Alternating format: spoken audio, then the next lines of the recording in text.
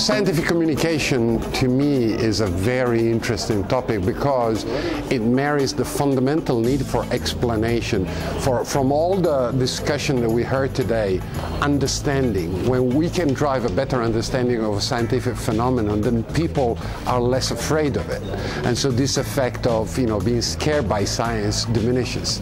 But understanding, when you're communicating a consumer product, understanding is relatively easy because there's not so much. But science is tough. And so, finding the right balance between not losing the focus on the scientific content and actually making it understandable to the layman, that's a real challenge. And that, to me, is if you want, a dream job for a communicator. My topic is social media, and so if you want innovation and that has an element of education, because what I'm finding when I talk to clients and when I talk to executives in companies is that they don't understand the phenomenon. Something that our children take for granted because they were born with it. So they don't need anybody to explain to them what is Facebook, what is Twitter, what are these kinds of things.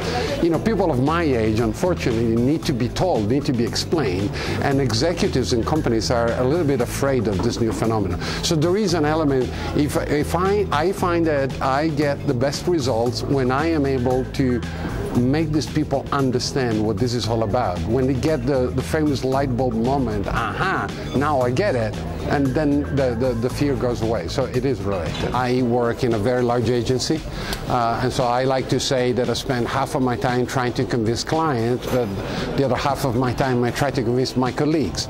And so in 2011, I must say, working out a common methodology that works across countries and explaining this to my colleagues has been my biggest challenge. I spend a lot of time.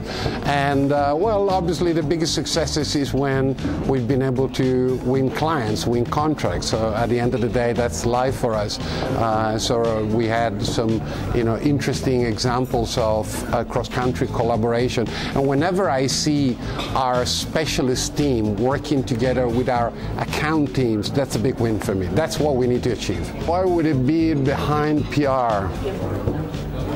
Well, I know what's behind the R, which is the word relevance. And I would say that behind the P, I would still keep the word public, because becoming relevant or staying relevant, I think, is the biggest challenge that we have. Because nowadays, with the digital media, the social media revolutions, people have an option. People have an option to tune out of our messages, and the only way we can win this battle is by staying relevant. And so it's maybe a shift from relations to relevance. It's a big challenge.